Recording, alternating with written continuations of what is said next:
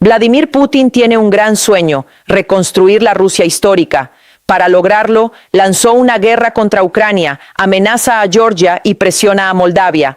Intenta por todos los medios expandir sus fronteras, pero al mismo tiempo, el territorio ruso se le escapa silenciosamente. Putin está perdiendo el lejano oriente, la región que él mismo describió como el futuro de Rusia. 8 millones de personas permanecen en esta enorme área que abarca el 40% del territorio del país, y la cifra disminuye cada año.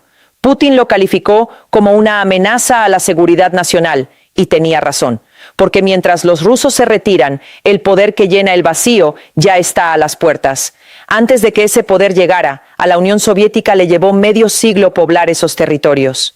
Y lo que se está derrumbando hoy es ese medio siglo de inversión. La primera infraestructura moderna del lejano oriente se construyó por la fuerza. Durante la era de Stalin, cientos de miles de prisioneros del Gulag tendieron vías férreas en la taiga helada, abrieron minas y construyeron puertos. Decenas de miles perdieron la vida en el proceso, pero no se puede poblar un imperio con trabajo forzado. Tras la muerte de Stalin, el Estado soviético cambió de métodos y recurrió a incentivos positivos.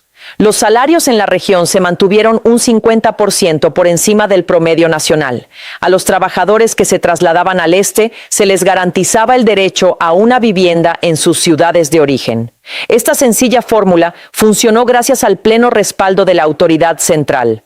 Los incentivos, las garantías y la infraestructura se gestionaban desde un único centro. Este sistema de incentivos fue tan eficaz que durante la era de Brezhnev, 50.000 jóvenes voluntarios se trasladaron al lejano oriente. Tierras que antes habían sido lugares de exilio se convirtieron en oportunidades laborales. La migración a la región continuó en aumento hasta finales de la década de 1980. Entonces se derrumbó la Unión Soviética y décadas de inversión se esfumaron de la noche a la mañana. Los trabajadores que habían dedicado años a trabajar en el este perdieron sus derechos de vivienda. Sus ahorros fueron arrasados por la inflación. La única opción que les quedaba era abandonar la región. A partir de 1991, el número de emigrantes superó al de nacidos, y esta tendencia no se ha revertido en 35 años. Además, la tendencia migratoria se aceleró cada año. En 1989, más de 10 millones de personas vivían en el lejano oriente. Hoy, esa cifra ha descendido por debajo de los 8 millones. Pero esta pérdida generalizada se convirtió en catástrofe en algunas regiones. Chukotka, la remota península situada en el extremo oriente de Rusia, perdió 2/3 de su población.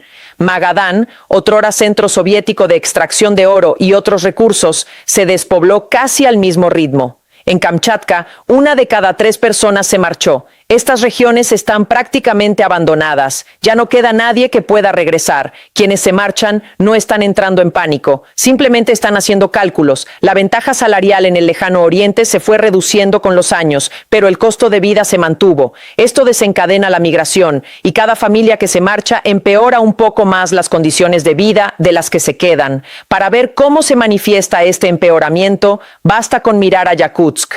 En imágenes filtradas a las redes sociales en 2025, se veía a gente haciendo cola en el barro para comprar carne congelada. En una ciudad situada sobre los yacimientos minerales más valiosos del mundo, la población hace largas colas para conseguir alimentos básicos. Los informes procedentes de Chukotka durante los duros meses de invierno de 2026 fueron aún más desalentadores. Durante semanas, no se pudieron encontrar alimentos básicos como patatas y cebollas en las tiendas de la región. Camiones que debían realizar entregas quedaron varados en medio de las carreteras, con temperaturas que alcanzaron los menos 40 grados. Que un camión se detenga aquí no solo significa una entrega retrasada, sino toneladas de alimentos que se congelan y se echan a perder, además de poner en peligro la vida del conductor. Para comprender plenamente esta situación, es necesario recordar qué es Chukotka.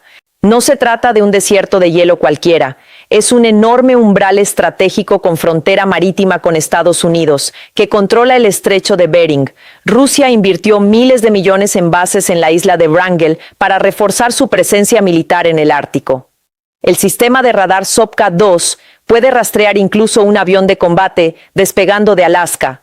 Pero a la sombra de ese radar, el personal que opera la base espera en fila para recibir alimentos básicos bajo un frío glacial. Una zona estratégica incapaz de alimentar a su propia población civil se ha derrumbado desde dentro. El factor principal que aceleró este colapso fue la guerra de Ucrania, ya que Putin utilizó el recurso más escaso del lejano oriente para financiarla. La movilización afectó a la región de manera desproporcionada, y esto tiene una razón estructural. En Moscú y San Petersburgo abundan las oportunidades laborales, existen vías de escape para la movilización y la visibilidad política es alta. El Kremlin conoce el coste político del reclutamiento masivo en las grandes ciudades. En las regiones remotas y pobres, la situación es diferente. No hay empleos alternativos, escapar es difícil y la presión política es baja. El resultado era predecible. Las regiones más tranquilas fueron las que soportaron la mayor carga. La República de Buriatia representa el 0,3% de la población de Rusia, pero el 1,16% de las bajas de guerra son buriatos. En la aldea de Govasuki, en la región de Khabarovsk, vivían 210 personas y 14 hombres fueron movilizados. El expresidente mongol Sakyagin Elbekdorj expresó abiertamente la situación. Rusia considera a los mongoles como mera carne de cañón. Según un análisis de la BBC, 6 de las 10 regiones rusas con las tasas de mortalidad más altas son repúblicas de minorías étnicas. Hombres en edad laboral de regiones que ya sufrían escasez de mano de obra fueron movilizados, asesinados, heridos o huyeron para evitar el reclutamiento. La política exterior describe este panorama como el colonialismo indiscutible de Rusia. La guerra no solo consumió recursos humanos, sino también el presupuesto. En el presupuesto federal de 2026, el gasto en defensa y seguridad alcanzó el 38% del gasto total y el 84% de este gasto se clasificó como gasto no operativo. El IVA se elevó al 22% para financiar la guerra. En esta estructura presupuestaria no quedan recursos para destinar al lejano oriente. La consecuencia más grave se observa en la aviación. En el lejano oriente, la única red que conecta a las comunidades es el transporte aéreo. Las carreteras son insuficientes, las vías férreas limitadas y las distancias enormes. Pero los aviones AN-24 y AN-26, que conforman la columna vertebral de esta red, tienen entre 40 y 50 años y su modernización es ahora imposible. En julio de 2025, un AN-24 de Angara Airlines se estrelló y 48 personas perdieron la vida. La Autoridad de Aviación rusa extendió la vida útil de estas aeronaves 10 años más como solución ante la falta de aviones nuevos para reemplazarlas. En el presupuesto de 2026, el gasto en producción aeronáutica se redujo en un 40% y los subsidios para la renovación de la flota se eliminaron por completo. Rusia anunció en 2023 un plan para producir 1.000 aeronaves para 2030. La cifra prevista para 2025 era de 13 y el plan se archivó discretamente. Mientras Putin lucha por territorio en Ucrania, también está perdiendo la última línea de conexión del lejano oriente. Esta columna vertebral se llama Ferrocarril Baikal-Amur y su historia habla por sí sola de cómo se derrumbó un siglo de inversión en el lejano oriente. El BAM es una línea ferroviaria de 4.000 kilómetros, construida con el trabajo de 2 generaciones durante la era soviética, la única columna vertebral ferroviaria estratégica que conecta el este con el oeste de Rusia. En 2021, Putin prometió una inversión de aproximadamente $10.000 millones para modernizar esta línea y el Transiberiano. El objetivo era aumentar la capacidad a 180 millones de toneladas, una cifra crucial para las exportaciones de carbón y materias primas a China. Sobre el papel, el plan ampliaría la puerta de entrada de Rusia a Asia, pero la guerra se tragó estos planes. El presupuesto se desvió hacia la defensa, los trabajadores fueron enviados al frente y la modernización se detuvo prácticamente por completo. En noviembre de 2023 se produjo un golpe inesperado. La inteligencia ucraniana lanzó un ataque contra una sección de BAM en Buriatia. Interrumpió la línea que transportaba material militar a China, ejecutando una operación que analistas independientes compararon con el ataque al puente de Crimea. El resultado: A finales de 2025, el volumen de carga ferroviaria en Rusia cayó un 13% con respecto a 2021, alcanzando su nivel más bajo en 16 años. Los asentamientos de la era soviética, construidos a lo largo del BAM, se convirtieron en pueblos fantasma. La población de la región descendió por debajo de los niveles de hace medio siglo. El ferrocarril que Putin prometió modernizar con miles de millones hoy no funciona a plena capacidad, ni los asentamientos a su alrededor se mantienen en pie. Y la dimensión más irónica de este colapso de la infraestructura se esconde en la prioridad de construcción de Putin. Esta ironía se materializa en junio de 2026, cuando las máquinas de construcción de Putin están en marcha. Pero su dirección no apunta al lejano oriente, sino a la frontera de la OTAN. Una investigación conjunta de periodistas noruegos, suecos, daneses y estonios reveló que Rusia está llevando a cabo una construcción militar a gran escala a lo largo de su frontera occidental. En Novaya Vilga, en la frontera con Finlandia, se está construyendo la primera guarnición militar completamente nueva de la era postsoviética, 10 grandes barracones, un edificio de mando y una plaza de armas. El viceministro de Defensa ruso, Pavel Fratkov, confirmó que se planean más de 50 instalaciones. En Pachanga, en la frontera con Noruega, se está creando una capacidad para 17,000 efectivos, entre 2 y 3 veces la cifra anterior. Según la evaluación del comandante del ejército finlandés, Rusia podría desplegar hasta 80,000 soldados en esta frontera. Anteriormente, esta cifra era de 20,000. Mientras Putin construye la primera guarnición nueva desde la era soviética en Occidente, en Oriente la modernización de la BAM se ha detenido, los asentamientos se han convertido en pueblos fantasma y ni siquiera se puede garantizar la logística para alimentar a la población civil. En Occidente se están levantando cuarteles para 80,000 soldados. En el este no se puede retener a 8 millones de civiles. La elección estratégica de Putin es clara. Los recursos fluyen hacia la frontera con la OTAN, mientras que la frontera con China queda desprotegida. Pero la verdadera amenaza no viene de Occidente, viene de Oriente. Esa amenaza tiene nombre. China, el aliado inagotable de Putin, está entrando en el lejano oriente no con armas, sino con dinero. Se prevé que, para 2026, las inversiones chinas en la región alcancen los 13,500 millones de dólares. Estas inversiones fluyen no a través de infraestructura, sino mediante acuerdos comerciales, vinculando la economía regional no a su fortalecimiento, sino a la cadena de suministro de Pekín. El tráfico de carga entre la región de Khabarovsk y China aumentó en 5,5 millones de toneladas en 2024 y se incrementó otro 36% solo en el primer semestre de 2025. El Servicio de Inteligencia Exterior de Ucrania describe esta situación como una anexión económica. Las zonas económicas especiales que Moscú estableció para atraer inversiones están atrayendo a más trabajadores chinos que reteniendo a los rusos. Paralelamente a la penetración económica, también avanza la transformación demográfica. Se estima que 500,000 de ciudadanos chinos viven entre Vladivostok y los Urales. En algunas ciudades, la suma de los inmigrantes chinos y de Asia Central ha alcanzado la paridad con la de los rusos étnicos. Los rusos de la región no eran originarios del lejano oriente. Eran personas que se asentaron allí gracias a mejores promesas salariales durante la era soviética. Esas promesas ya no son válidas, sus vínculos son débiles y cada año se desvanecen un poco más. Los trabajadores e inversores chinos ocupan el espacio que han dejado libre, y el interés de Pekín en esta región no se explica únicamente por un cálculo económico. Existe una dimensión histórica. China no ha olvidado esta historia. En 2023, el Ministerio de Recursos Naturales emitió una orden oficial que obligaba a que las ciudades rusas aparecieran con sus antiguos nombres chinos en los nuevos mapas.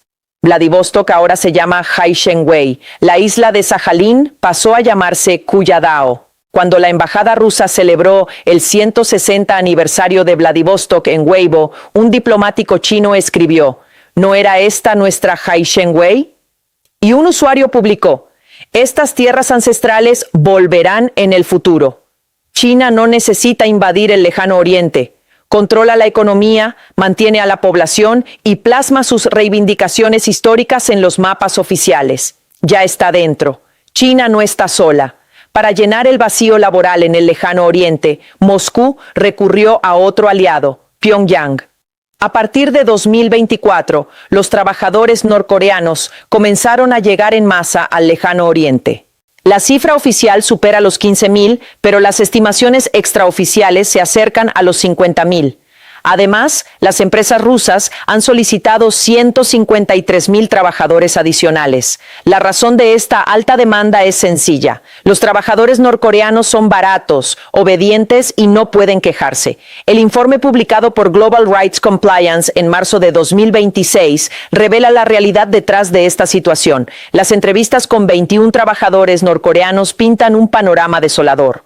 Jornadas laborales de 14 horas, 364 días de trabajo al año, alojamiento en contenedores infestados de cucarachas y confiscación de pasaportes. Los salarios caen hasta los $10 mensuales. La diferencia entre lo que pagan las empresas rusas y lo que reciben los trabajadores va a parar a Pyongyang.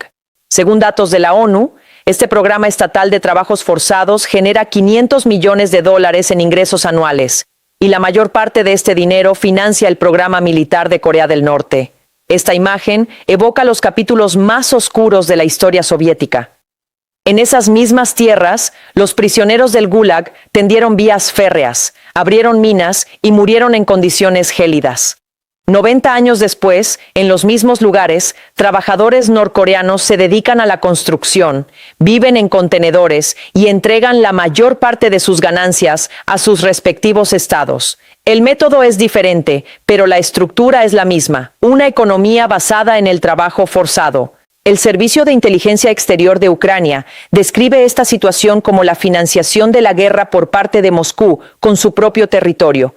El resultado es evidente. Dos potencias nucleares se asientan simultáneamente en territorio ruso, con diferentes herramientas, pero con el mismo objetivo estratégico. China económicamente, Corea del Norte a través de la mano de obra. Y esta doble infiltración afecta al tema más delicado del Kremlin: la integridad territorial. La cambiante estructura demográfica en el lejano oriente no es solo un problema económico, sino también un riesgo político. En este contexto, han surgido debates sobre la independencia, dando origen al concepto conocido como los Estados Unidos de Siberia. Este concepto, nacido inicialmente como un movimiento artístico, se ha transformado gradualmente en una identidad política y cultural. Actualmente, los activistas llevan a cabo sus esfuerzos desde el extranjero, ya que fueron de los primeros en abandonar Rusia al estallar la guerra.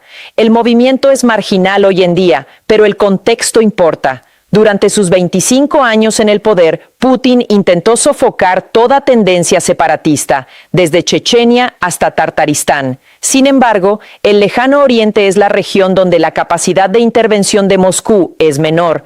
La distancia es enorme, la infraestructura institucional es débil y la presencia de las fuerzas de seguridad es limitada. No sería sorprendente que la población local empezara a ver más allá de la propaganda estatal cuando el gobierno de Putin muestre algún signo de debilidad. Todas las fuerzas que desencadenan el colapso demográfico también provocan inestabilidad política, y ambas se retroalimentan. El Kremlin es consciente de esta situación, y sería injusto decir que se ha mantenido inactivo. Moscú lleva décadas realizando serios esfuerzos para salvar el lejano oriente. Más de 150.000 personas recibieron tierras gratuitas a través del programa de la hectárea gratuita. Se buscaron inversiones a través de la zona franca de Vladivostok y las zonas económicas especiales. Se intentó reducir el costo de vida mediante billetes de avión subvencionados y tarifas energéticas preferenciales. En abril de 2026 se celebró una reunión ministerial sobre la estrategia de política demográfica para el lejano oriente. Putin ha descrito repetidamente la región como su prioridad personal. El crecimiento demográfico en Vladivostok se vio limitado gracias a las inversiones universitarias. No se le puede acusar de desconocer el problema. Es consciente de la situación y busca soluciones. Pero el resultado de 30 años de programas es evidente. La mayor parte de las tierras distribuidas por la URSS a través del programa de la hectárea libre eran parcelas sin conexión por carretera, sin acceso ferroviario y sin infraestructura. Gratuito en teoría, pero inhabitable en la práctica. El éxito limitado en Vladivostok no se extendió al resto de la región, ya que Vladivostok es la ciudad del sur más accesible y con el clima más templado. Los planes para construir ciudades millonarias nunca pasaron de la fase de anuncio y el presupuesto existente se destinó a la guerra en 2022. Investigadores de la Academia de Ciencias de Rusia habían documentado 5 años antes de la última oleada de incentivos que el modelo ya no funcionaba. El problema no radica en la falta de conocimiento, sino en su insolubilidad estructural. La autoridad central y el sistema de garantías institucionales que sustentaban el modelo soviético colapsaron y no se ha encontrado un nuevo modelo que lo reemplace. El modelo se derrumbó, pero sus consecuencias son mucho mayores que el propio colapso. Putin lucha por territorio en Ucrania, construye guarniciones en la frontera de la OTAN y mantiene bajo presión a los países vecinos. Pero está perdiendo silenciosamente el control del 40% de su propio país.